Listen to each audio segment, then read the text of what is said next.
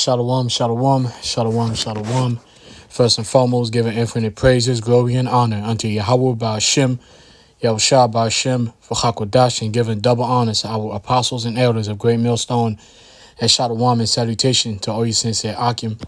Across the four winds, pushing this truth with sincerity of heart. I'm your fellow servant, Kasamagan from the DC camp, coming at you through the spirit and power of Yahweh Ba'ashem, Yahushua Ba'ashem, Hakodash, for the elect.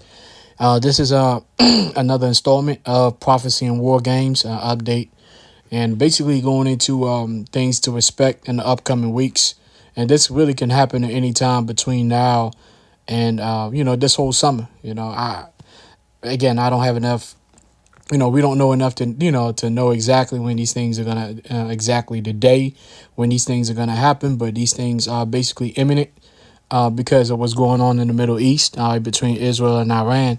As we know, that confrontation is eventually going to lead to the Third World War.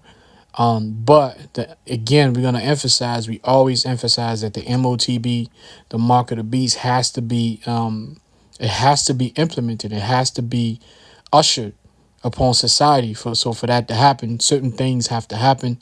Right now, between now and again and moving forward, because the elites want to escalate the confrontation between Iran and Israel, but they really can't do it because society is bucking against the idea of going to a third world war. Why? Because prophecy clearly tells us that although it was, you shall hear rumors, wars and rumors of war, be not afraid. And the scripture says that the end is not by and by, meaning this is not yet going to be the third world war. Why? It says, for nations shall rise against nations. It goes into the Raza, meaning you're going to have upheavals and races going against each other, civil unrest. Then you can usher the MOTB. But what something that would basically bring about the civil unrest is a disaster. All right, it's quote unquote false flag operation. How it's gonna look like, we don't know, but we all sure as hell gonna find out. All right, it's gonna be breaking news without a doubt, and it's gonna be something so substantial that it's gonna change the game. It's gonna get people out in the streets. It's gonna collapse society and all the markets, and then MOTB will be ushered. Now, what is a false flag? False flag operation is an act carried out with the intention of disguising the true source of responsibility and attributing blame to another party.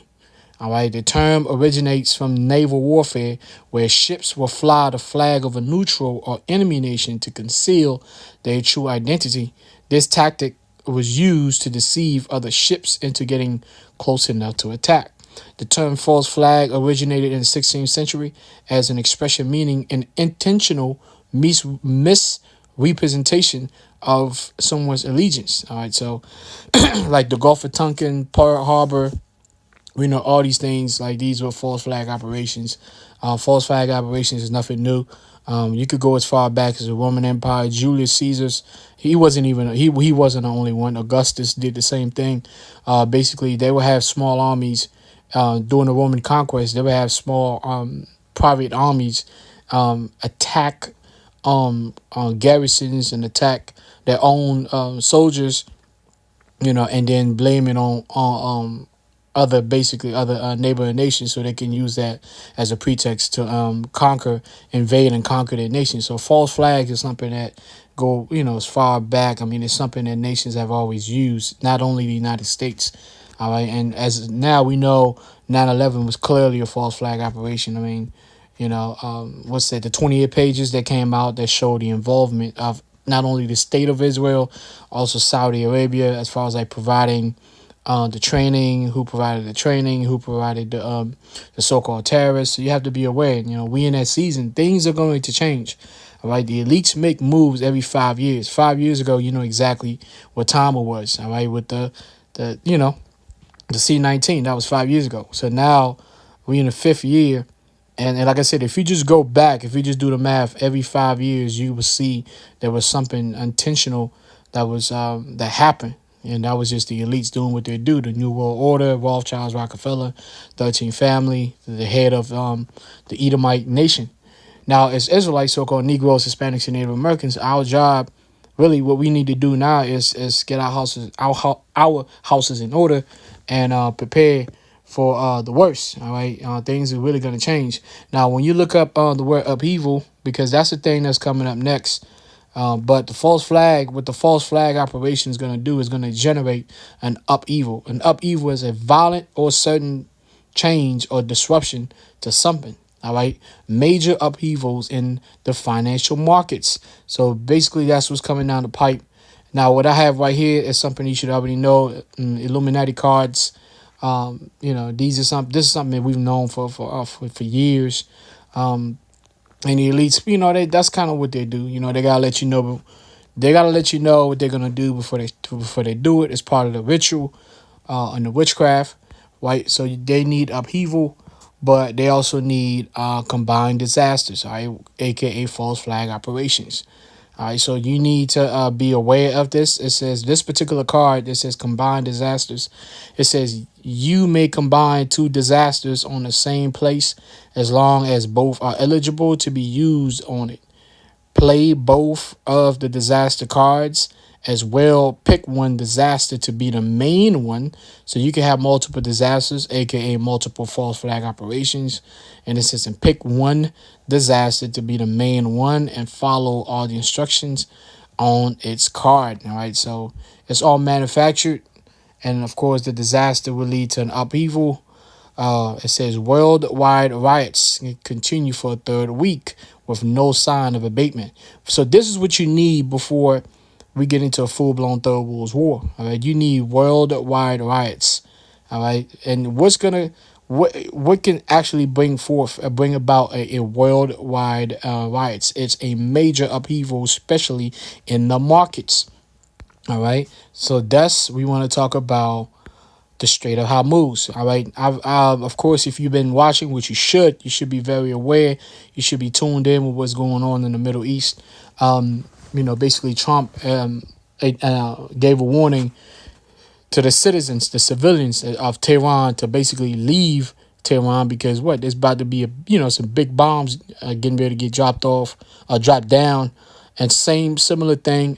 Tehran basically told citizens, civilians in Tel Aviv to leave because they also there's gonna be a retaliation. So whatever the United States is gonna do within the next 24 to 48 hours, but sometime this week, I believe, if not sometime next week, but it's coming. All right, the United States, Babylon the Great is planning on dropping some big bombs, bunker buster bombs, to try to quote unquote do away with what's that? Those nuclear missile facilities that are hidden underneath the mountains and stuff like that. So they got big bombs that they're getting ready to drop, and of course, Iran is gonna retaliate. So, it's some big moves being made, but yet, that's not still because you still got the big boys. The big boys haven't shown up yet.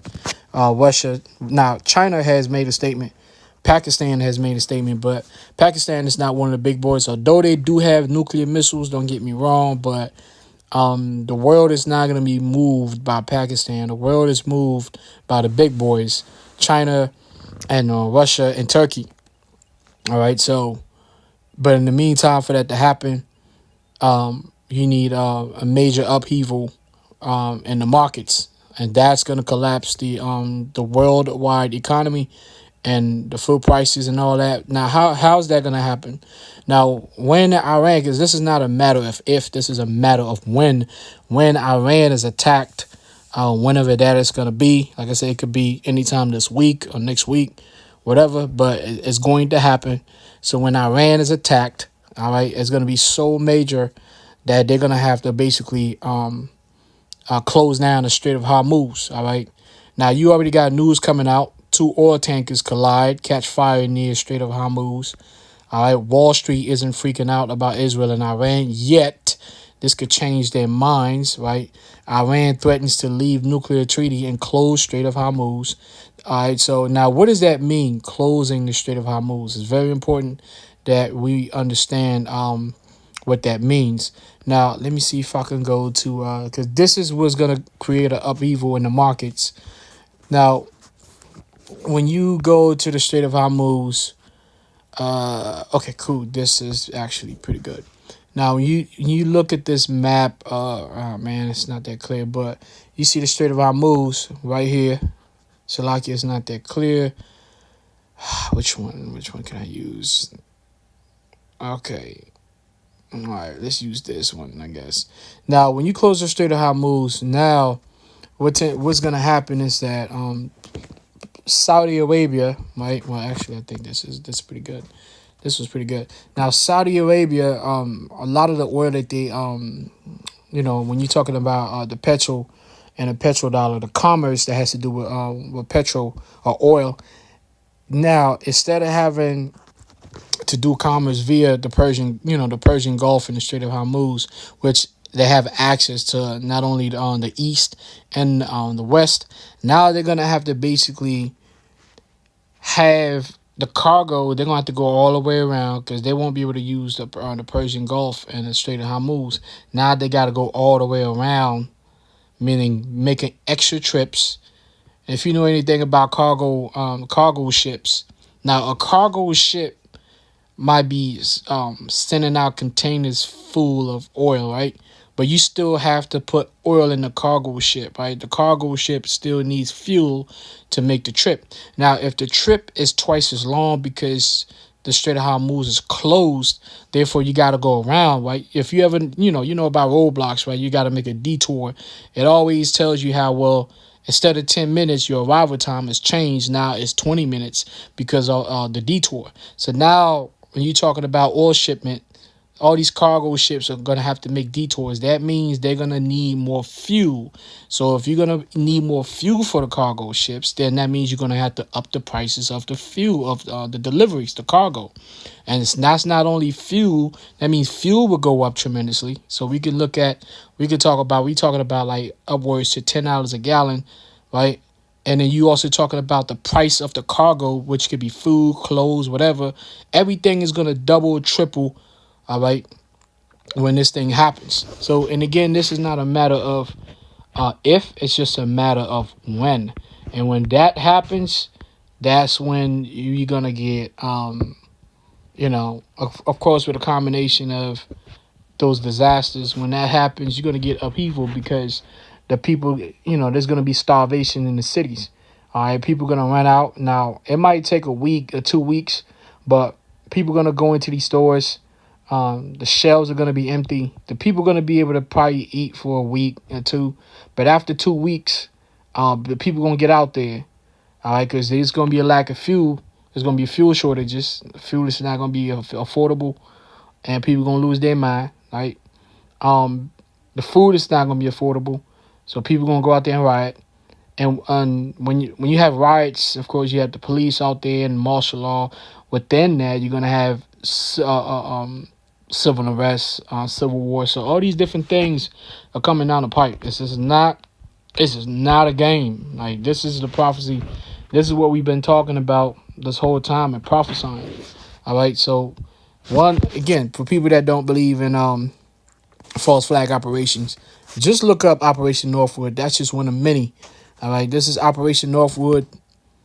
It says Operation Northwood was proposed false flag operation that originated within the Department of Defense of the United States government in 1962. All right, so basically, you're going to read more. It's going to let you know that in 1962, the Department of Defense, during the Cuban Missile Crisis, as a department, the United States government wanted to basically attack Cuba and destroy the Russian bases in Cuba, but they needed a pretext to do so, right? So basically, the generals came to John F. Kennedy and said, well, this is what we can do. We want to blow up. We're going to blow up our own federal buildings.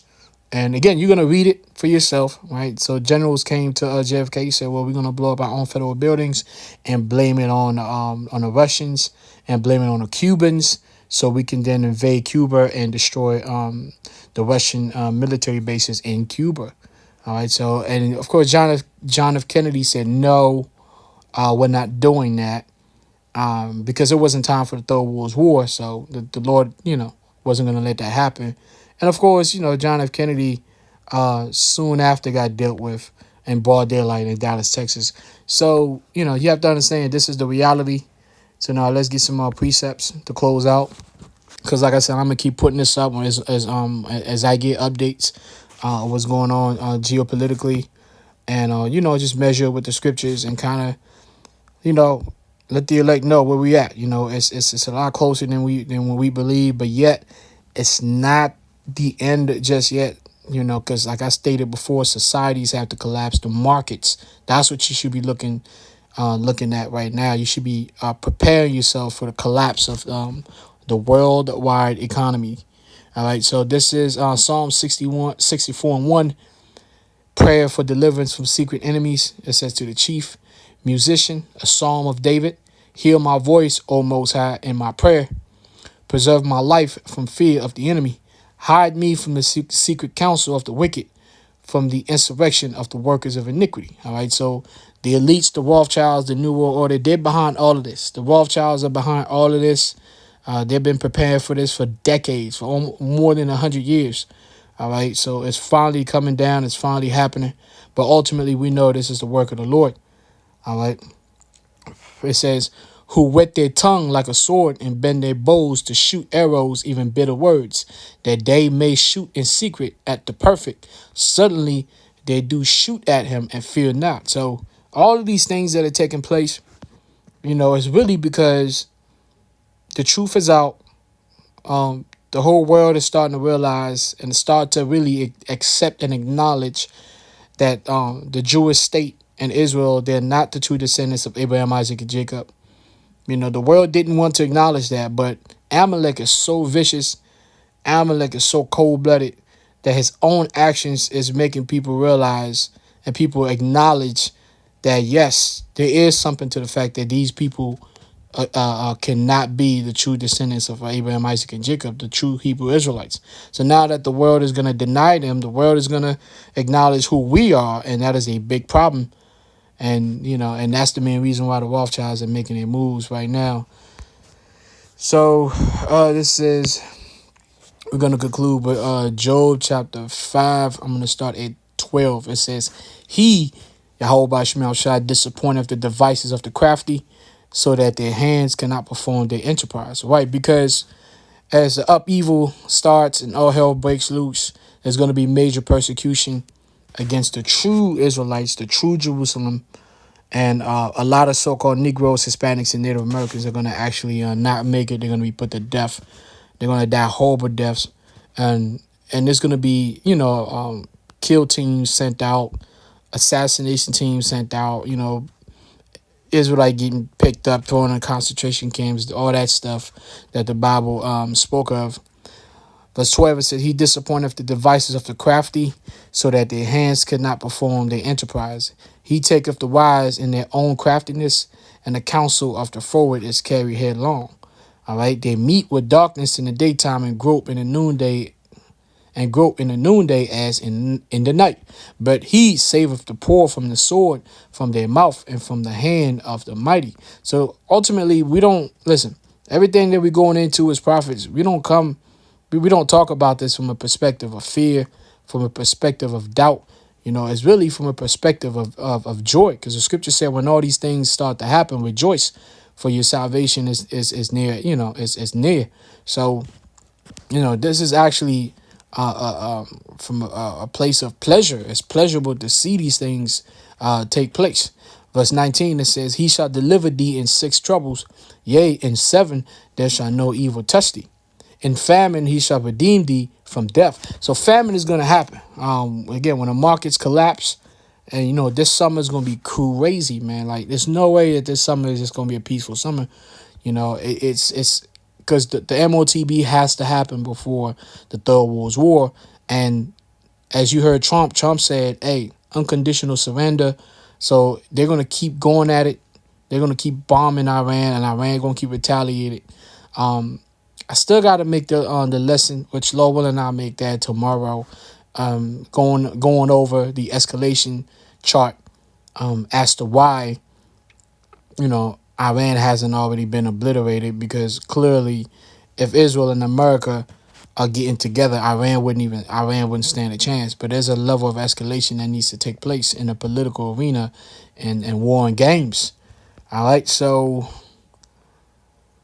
verse 22, Job 5:22, at destruction and famine thou shalt laugh, neither shalt thou be afraid of the beasts of the earth. All right, so that's about it. I mean, I just want to touch on that right quick. And like I said, as we get updates through the spirit, I just make more lessons. Uh, you know, much of this is really not new, but it has to be refreshed, because it's one thing to go into these things when everything is peaceful, so called, but it's a whole nother ball game when you actually see the missiles drop and you can kind of feel it, and all your so called spidey senses, the spirit's telling you like, yeah, like this is it, like this is truly the beginning of things like falling apart. All right, which is beautiful. So with that, I'm gonna say, Carl Halam La Yahweh Ba'Shem El Shah Ba'Shem Dash, double honors to our apostles and elders of Great Millstone, and Shalom and salutation to you sincere elect across the four winds. Shalom.